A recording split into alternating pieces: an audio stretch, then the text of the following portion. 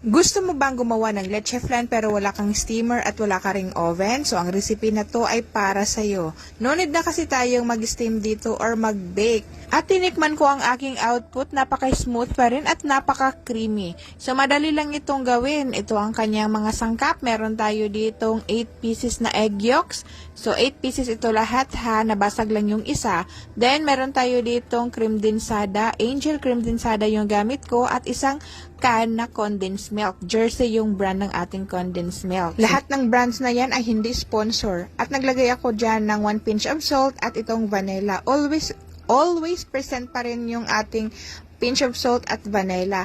At dito naman sa ating kawali ay nagpakulo ako ng 3 cups of water. Then naglagay ako dito ng unflavored gelatin or magic jelly mix lang yung gamit ko dito. Mura lang ito. Then i-mix-mix lang ito hanggang kumulo at dahan-dahan nating ilagay yung ating leche flan mixture. So, ganito yung pagkaluto ko dito at huwag siyang iiwan.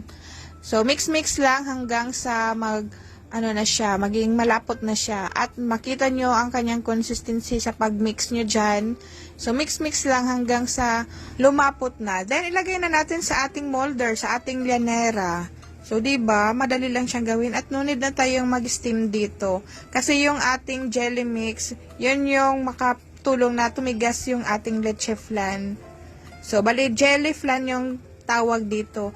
So, ipinapakita ko lang sa inyo kung paano ako gumawa ng caramelized sugar. So, dinirect ko lang dito sa aking mga llanera kasi nasa hugasan pa yung aking kawali. Pero, inuna ko talagang gumawa ng caramelized sugar before ako nag-mix dito ng ating mga mixture para hindi tayo maabutan ng pagkatigas sa ating jelly mixture or itong ating jelly flan.